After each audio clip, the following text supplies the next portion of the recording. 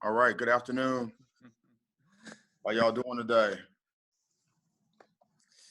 Great. Thanks for joining us today, Coach. Michigan State preparing to take on Maryland this Saturday at noon in College Park. Join with us is head coach Mel Tucker. Coach, if you'd like to have some opening comments, and we'll take questions. Yeah, awesome. Yeah, thanks, Ben.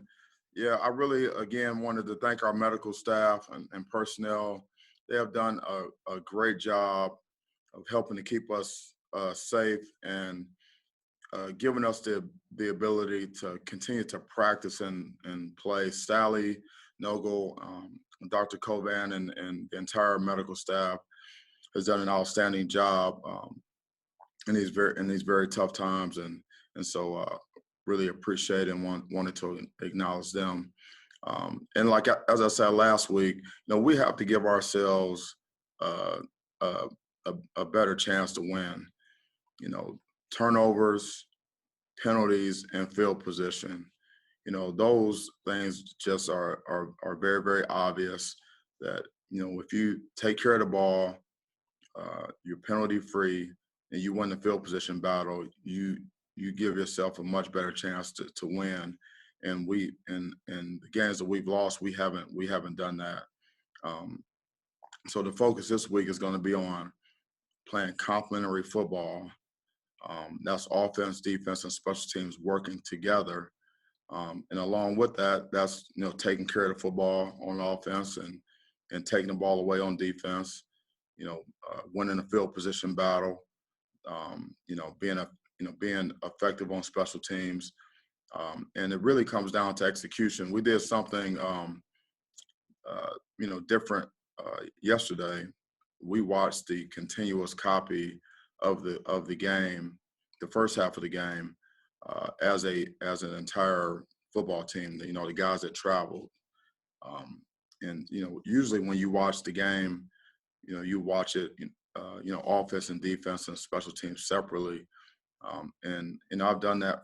I've done that before, and it gives everyone a better perspective, and it allows the guys on the other side of the ball to see what's really happening and see how everyone fits in to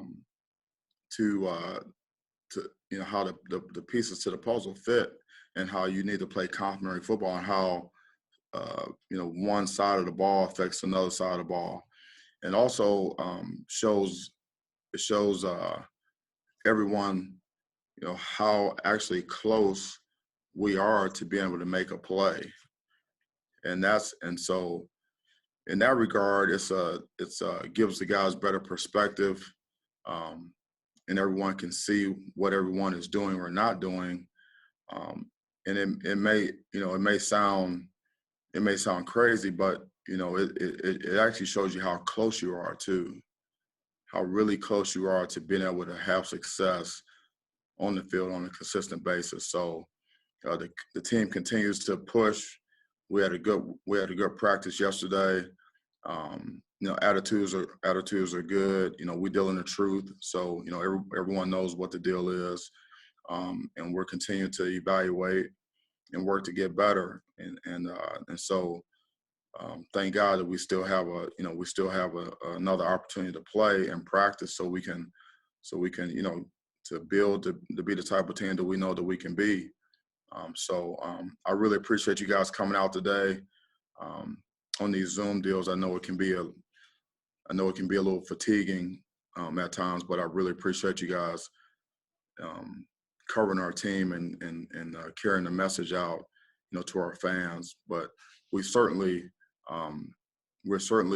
understand that there's a standard of performance that we have not lived up to on a consistent basis, and we're working hard to get to that. Our fans deserve that. So, and we owe it to ourselves to give ourselves the best chance as well. So with that, I'll open up to questions. Thanks, Coach. We'll start with Justin Rose of WXYZ in Detroit. Hey, good afternoon, Mel. Have you definitely heard you guys are playing Maryland? What's the status with that team at this particular point in time? And if for whatever reason they wouldn't be able to play this weekend, would you guys look to play someone else? from all indications that everything I've been told, they're trying to play, and so we're preparing to play. Um, and I know that they want to play. I talked to Locks this morning for a long time. We had a good talk. I know they want to play, and so we're preparing to play. Okay, just to follow that up, I know you said that the consistency hasn't been where you would have liked it to be, but at the same time, with all the factors that come into play, COVID shutting down spring, summer was restricted, fall's been up and down as well. Is this job maybe up to the standard of like how difficult it was going to be with all those factors, or is there anything that caught you by surprise 5 weeks into the season? No, I haven't really been caught by surprise because I've been in the first year of a program. Even going back to being a player in high school, I think maybe 9 times, and so I pretty much know what to expect in year one. And then once we were hit with COVID, then I knew immediately what the challenges were going to be, and so there hasn't been any real surprises there. They're just challenges, and that we had to adjust and we had to adapt, and we have to do what we can do within the parameters and the protocols and all that stuff that we have. And I really don't believe in really making excuses or for things. I just can't go there for whatever reason. That's just me. I just don't do it. I mean, we have the ability in my mind to be able to play better football. We take care of the ball. We eliminate foolish penalties. We win the field position battle, and we continue to work on our technique and fundamentals and play more physically. Then I believe that we can have success. And that's with all of the COVID and the no spring ball, no off-season conditioning program, guys banged up, not in the, guys, playing young guys, all that. With all that being said, I still expect us to play better. Our next question goes to Matt Charbonneau of the Detroit News. Mel, I was wondering where you, after you're able to review the game film, where you see that, how both quarterbacks played, how you analyze it after that. And then is this a week where you could see that competition continuing? Could you see making a change there heading into Maryland? Yeah, I mean, it was a mixed bag with both quarterbacks, and so we're gonna go through the week. It's really early in the week. We haven't even put the pads on yet. We'll do that later on today, and we'll see how it goes. There's nothing set in stone on this team, so every position is an evaluation every day. Practice, I watch every bit of practice tape. I watch the walk-ons. We watch everyone. We're evaluating everyone, and we're gonna go with who we think gives us the best chance to win. But we'll see how the week goes. That's how we're approaching it. And Rocky and Peyton, we've communicated what they've been communicated with. So there's no gray. We know how we're gonna go about this week. And just real follow-up quickly, is that a tougher call to make when you got a guy like Rocky who's been around and is really respected as a leader in the room? Is it tougher to make that call if you feel like you need to, or does that not really factor into it?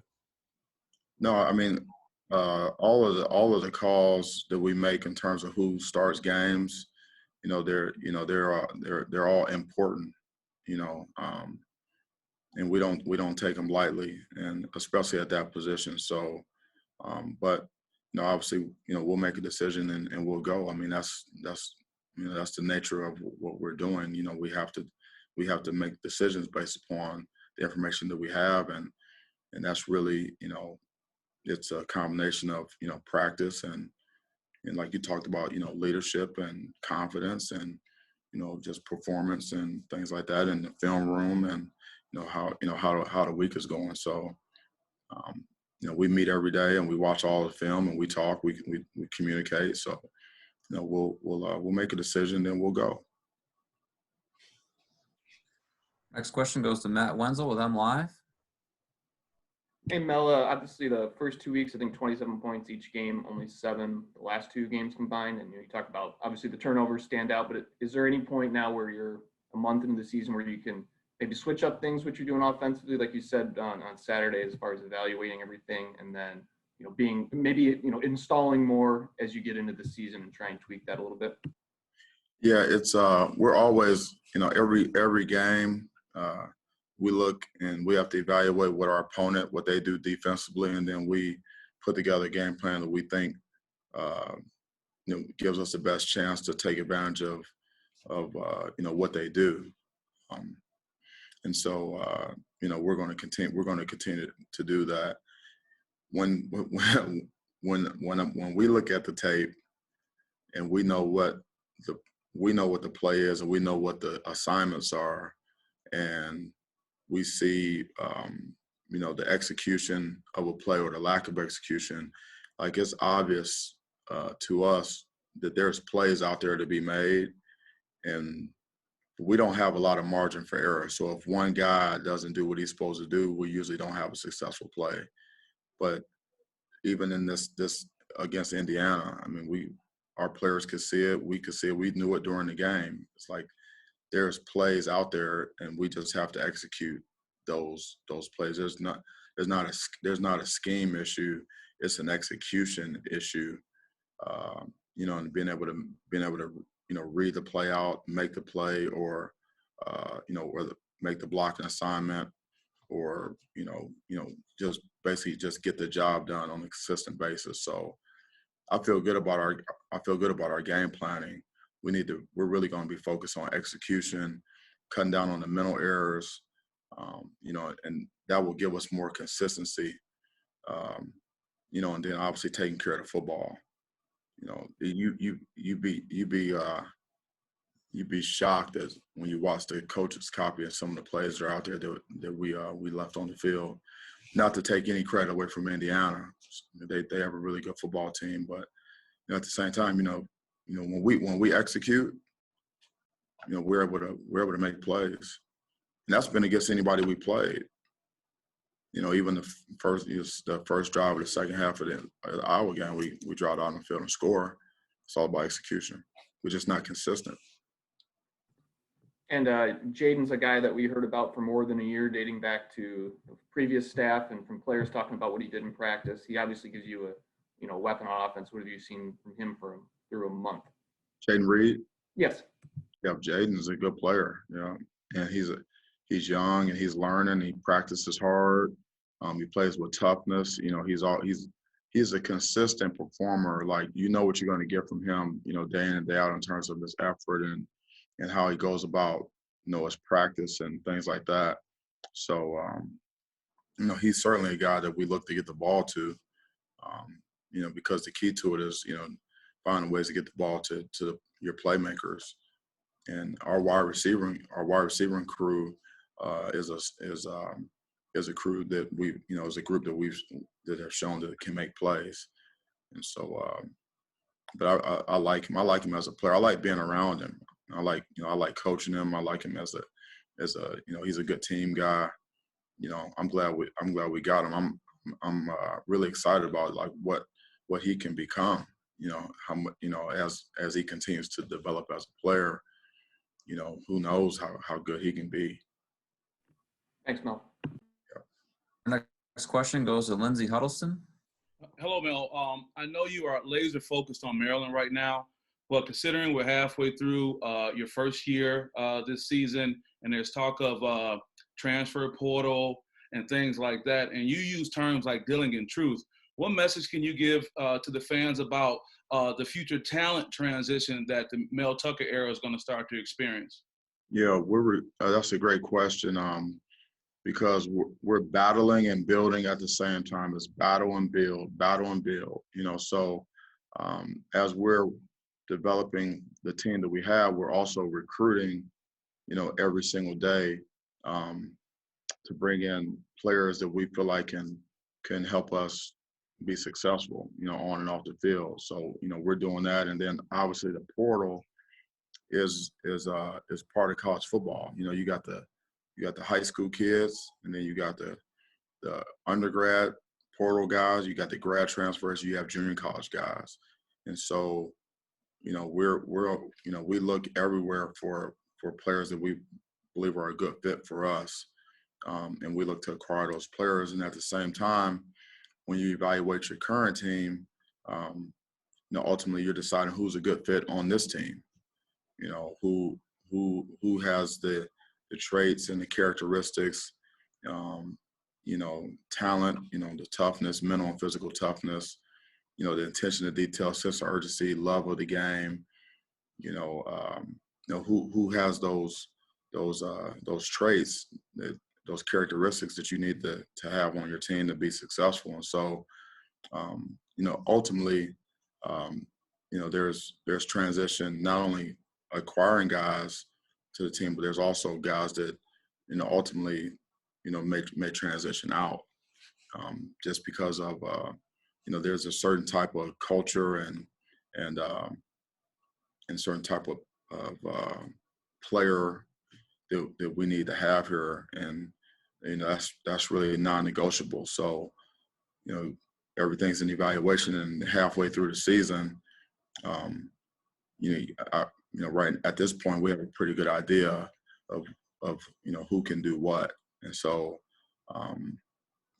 obviously, you can anticipate seeing some movement on our roster, whether it's portal related or otherwise. Okay, and as a very quick follow-up, does that mean non-traditional Michigan State type players may have an opportunity to play here, or it would just be something that we've seen before? If you could just give me a little more clarification on that. Just in my role, I'm in touch with a lot of young people, and people either say we've heard from a school like a Michigan State or Michigan, or we haven't even heard from them, but they may be very talented. So, I mean, are you turning over every stone, or is it going to be pretty much same places and regions as before? No. We turn over every stone. We cast a broader net. It's a lot more work to do it that way, but we cast a broader net. Like if you want to sign 25 guys, it's typically an 8-to-1 ratio on offers. Like you got to offer 200 guys. We're always well over 300 offers per class, and so it could be West Coast, East Coast. We go down to the South. Obviously, we want to start here in our state. We're fighting for the hearts and the minds of our high school coaches and our in-state prospects as well, just to show them that what the difference is now with how we do things and compared to the past. And so, and anyone that has a player, that we evaluate those players and try to get back to those high school coaches or anyone as fast as we can. And we're always on the phone, just looking for anyone that we think might have a chance, and we get the film evaluated, and so we're looking everywhere for guys every day, actually. Every day. All right. Thank you for that, Coach. Have a good day. Yep. You too. Thanks. Next question goes to Rico Beard with 97.1 The Ticket in Detroit. Hey, Coach, you spoke about the quarterbacks earlier in this press conference, and 7 points in the last 2 games. Are you pretty much going to work this out and figure this out with Rocky and Peyton Thorne, or will there be opportunities for Theo Day and Noah Kim to maybe get some action? Yeah, that's a possibility, because it's those guys take reps in practice too, so that there's certainly possibilities for guys to step in there. I mean, you see guys at other positions that are getting opportunities to play. Guys that are showing up. I mean, like you see Jello Gross out there playing the nickel spot. He's a true freshman. You see Davion Williams out there. You see the emergence of Jalen Hunt. we're seeing guys playing different positions.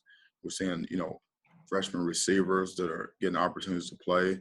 There's guys, tight ends that are playing like Tyler Hunt and guys like that are, getting opportunities to play. You see guys on special teams that are starting to show up. And so Petrowski was in the game last week and did a good job in a couple plays he was in. So, he may have he earned some more reps and things like that. So, it's nothing set in stone. I mean, it's compete and show us what you can do and earn your spot. Earn your playing time. Earn your right to be able to even stay on the team. Because this is not like a recreational type of situation. This is compete to play, compete to stay.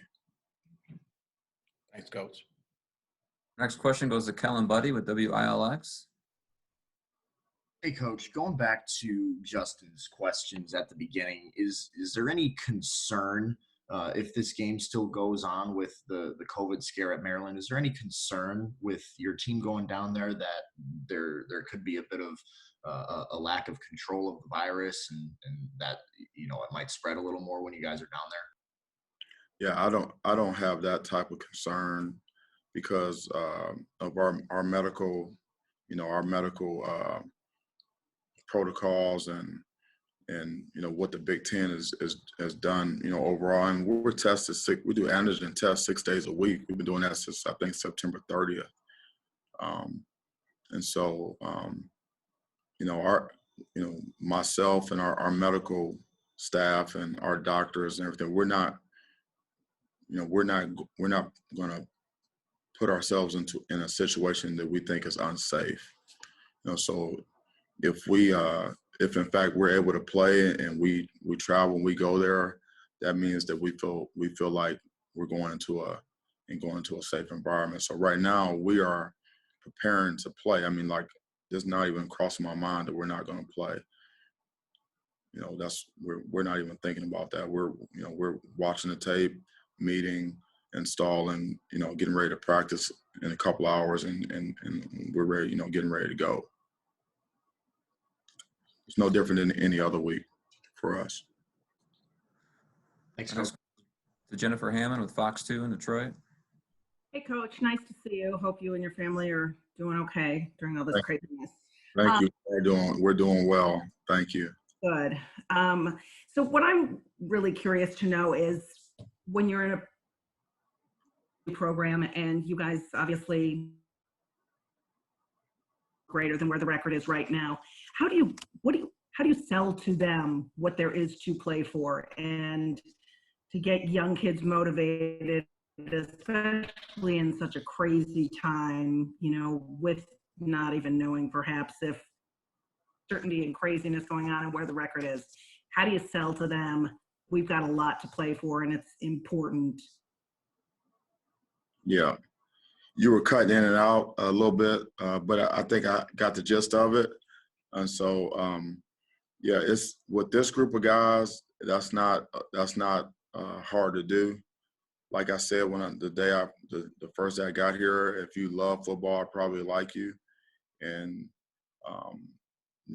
guys that love football, it doesn't matter, it doesn't matter the circumstance, they just want to play. And so, that's the type of group that we have. Like I said earlier, they continue to work hard. These guys will not quit. And they're engaged, and they know that there's room to get better, and they can. When you show them the tape of a game or a practice, and you say, "Okay, listen, this is what you were supposed to do. If you would do that, then you see what success you should have or we should have," and it's right there. It's just plain as day. And so if a player believes that he can actually do that, then I don't see why he wouldn't be motivated to come to practice and work on that and be ready to have an opportunity on Saturday to show that he can do it in a game on a consistent basis. So motivating guys that are not motivated. If there's guys that are not motivated, someone asked me last week after the game, how do you keep the attention? If I've got a if I can't, if there's an attention issue or you're not motivated, then you're not going to be even at practice. You're not going to be in the game. You're not even traveling. Like, you're not going to be on the team. Because it's not about having to talk you into playing or motivate you to play and things like that. That's not what this is. That's not even part of it. Guys that are here want to play. They want to practice. We're going to go out. We're going to put the pads on today. We're going to put the pads on tomorrow. We're going to go out there. We're going to play. We're going to work on our physicality, our pad level, our hands, our fundamentals, and guys are going to give effort. And if they don't give effort and they don't want to be, then they're going to be excused. They're going to be removed. We don't have time for that. This is Big Ten football. I mean, you're here for a reason to play. It's just not an optional situation. It's a requirement that you go out there and you give great effort to get better. If you're not out there to get better, you're not out there to compete and be the best, then you're wasting time. So why waste time? Just cut bait. But I'm not saying that. But they know that. I mean, they know that, and we talk about it. You step in here, come here ready to work, and get better. If you're not ready to do that, then this is not for you, because this is not easy. If it was easy, everyone would be doing it. Thank you very much. Our next question goes to Audrey Dahlgren with WLNS. Hi, Mel. I was just wondering, going back to the attitude and dealing in the truth a little bit, what are those conversations like at practice as you approach week 5 with a 1-3 record? Is it obviously, you need to work harder? I mean, just what are those truth conversations that you're speaking to? Right. The record doesn't matter. It's a new week. It's all about, what do we have to do today to get better? And then you hone in on that. Specifically what you talk to the players, what technique, or is it a better understanding of the scheme, note taking. We talk to guys about rest and recovery, sleep, what are you doing in the weight room? All those types of things, mental toughness, pushing through, bumps and bruises, all those types of things. Those are the types of conversations, and then watching the film and showing them when they do it right. I mean, guys like to see themselves improve, because that's what it's all about. So, it's just, you're not trying to trick guys. I mean, that's one thing that I do know, and I've learned over the years, and I've always known this: you cannot fool players, college or pro players. You can't fool them. You can't trick them. There's no, you can't sprinkle magic dust on them, whatever. You just gotta tell them, hey, this is what it is, and show them a pathway to get better. And as long as the players know that you know what you're doing and you're telling them the right thing, they'll listen to you. And then if they put the work in, and you're putting the work in with them, they're putting the work in, then they improve. And if they have the ability to do it, some guys can't do it, and then you find that out too. But I look for. Maybe I'm a little crazy, but I actually like trying to figure things out and trying to find a way to get better when it's tough, and everything's hitting the fan. I like kind of hunkering down and digging in with my guys and kind of circling the wagons, just focusing on getting better and practicing and blocking everything else out. I really enjoy that, because once you start to turn the corner, and you see the improvement as a team, there's no better feeling than that. There's a lot of gratification. That is a sense of accomplishment. So we're not focused on our record. We're focused on our next opponent and getting better. Thank you. We have time for a few more questions before players join us after coach. We'll go to Chris Solari, the Detroit Free Press. Mel, good to see you. I kind of wanted to touch base with you on a couple things. One, we saw Jalen Hunt go off with an injury. Is that a long-term situation with him? And are there any other long-term injuries that you have right now? Yeah, I saw him. I saw him go off as well. I was out there with him, and then he was able to practice yesterday. And any other long-term issues injury-wise? Yeah, we've got some guys that it's taking a while for them to get back. But we're going to go with the guys that are available. The guys that are out are working hard to get back as soon as they can. They do a great job in the training room. We check. We meet with Sally every morning at 9:30, and she gives us a report, and we know what guys are doing, what their plans are, what modifications we need to make in the weight room for them, and working hard, to get them back. But some guys, depending on their situation, can get back sooner than others. And as a follow, we know two guys with Jordan Reed and with Justin Stevens opted out. Have there been any other players who have opted out for the rest of the season? Yeah, I believe Khalifa opted out, and then we had just recently we had a couple of freshmen that have opted out. Yeah, for COVID-related reasons, and so we're supporting them. And obviously, like it goes back to what we talked about months ago. Everybody's got to make a decision, and we're supporting our players on decisions that they make relative to COVID. Thanks, Mel. Yep. Our next question goes to Nick Baumgartner with The Athletic. Hey, Mel, thanks for doing this. You said something earlier that kind of caught my ear. 9 different times you've been in the year one of a football program, whether it's a player or coach. That feels like a pretty high number for a guy who isn't very old. I'm curious, what is the thing that maybe, I know they're all different, but what is the piece of the year one process that takes the most time on task, I suppose, to get together? That's a great question. Culture is the number one thing. It's the main thing. It's you hammering the culture, whether you need to change the culture or shift the culture. It's about how we want to go about, how we want to go about our business on a day-to-day basis. You set the expectations, set the standards, whether they're in the weight room, in the classroom, on the field, all those things.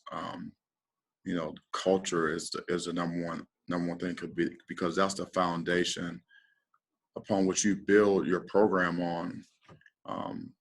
There's a set of standards and a way of doing things, and you recruit to that. You hold guys accountable to that, and you hammer it every day. And that's and you have to be relentless with that, because that's changing behavior, and habits and things like that. Is that that's not something that happens overnight, especially with a large number of players, when you're dealing with like over 100 players, and then support staff around them, and all that's the number one thing is the culture. Thanks, Mel. Yeah. Good. We have time for a couple more. We'll go to Jim Comparoni with Spartan Magazine.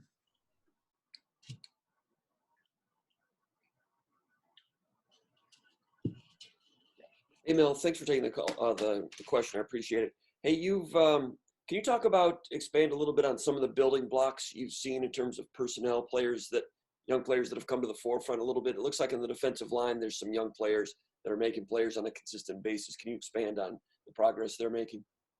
Yeah, we have some stoutness in our interior defensive line. Some guys are starting to come around, which is really good to see. It's very gratifying, and it's motivating to them and to the staff. Jalen Hunt, for example, is a kid that's made some strides.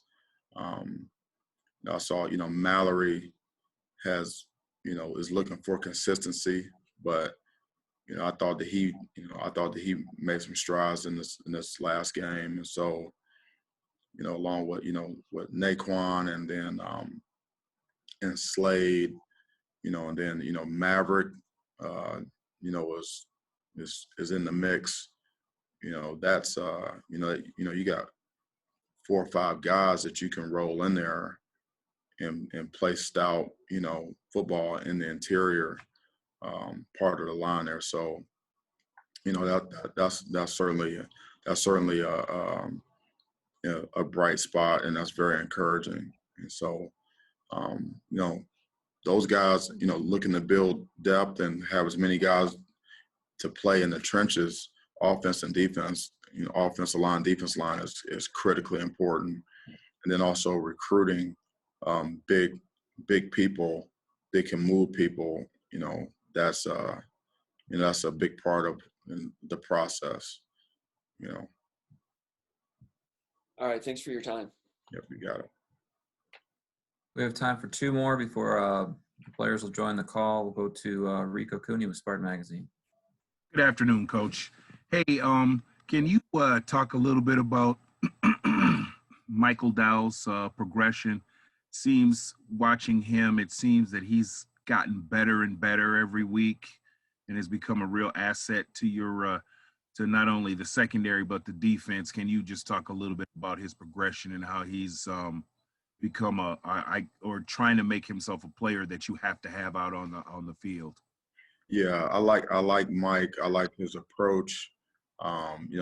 He can play multiple positions, and so and as he's learning more about the scheme and where he fits, and he's improving. And so he's a guy that I think is going to continue to improve because he's going to put the work in. And like his care factor is really high, so and when he doesn't make plays or when he doesn't play well, it really, really bothers him, which is the way it should be. So I'm not surprised that you've noticed that he's improved and he's really worked really hard at his game. And I think he's a good team guy.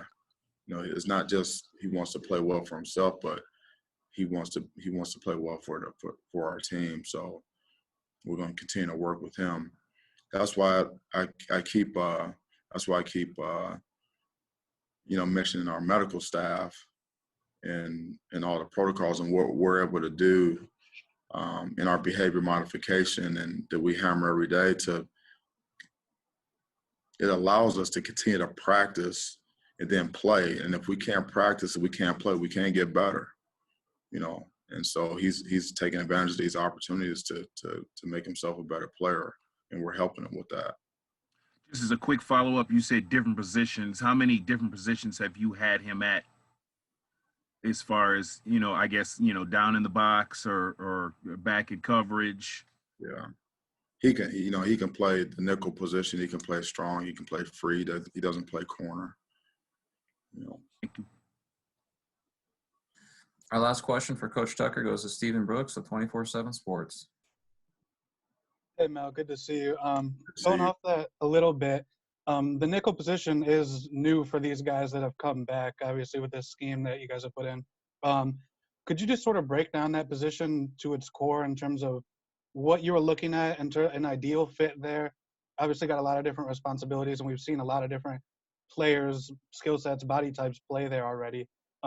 What goes into that position, and what's sort of the prototype, I guess? Yeah, well, I'm not sure if there's a prototype. That's an important position. I'm used to being in nickel and dime, actually having 6 DBs on the field quite a bit, because that gives you the ability to match up and play multiple coverages and be able to match personnel and play man coverage when you need to and things like that. So but that position is very involved because it has linebacker qualities to it, in terms of run fits and things like that and setting the edge on the perimeter. And it also has You have to be able to cover man to man. You have to be able to drop zone. Sometimes in some schemes you can even be in a deep part of the field, and then you're called upon to blitz. At times, and then you have to be very adjustable. To shifts and motions and different types of alignments. And so, there's a lot of work that goes into getting guys in a position where they can play that. And you need to have at least 3 guys that can do that because of injuries and things like that. And then at some point, we may even be able to evolve to some type of dime package where you can get more guys on the field, more speed on the field, and some of these passing situations will be able to match up when people put more receivers in the game. And also the nickel spot is critically important because sometimes you don't have an opportunity to match personnel and sub because of the speed of the game or whatever. And sometimes you may have a defensive back that's actually really literally playing a linebacker position out there against some of these 2 tight end, 2 receiver sets, and it's got to be stout and it's got to hold up. So that's a very valuable position. And you get guys that can play that spot, multiple guys that can play that spot. That's like gold. And everyone in the NFL is looking for guys that can play in there because it's hard to find guys that can do that at a high level. Thank you. I appreciate it. Yep, you got it.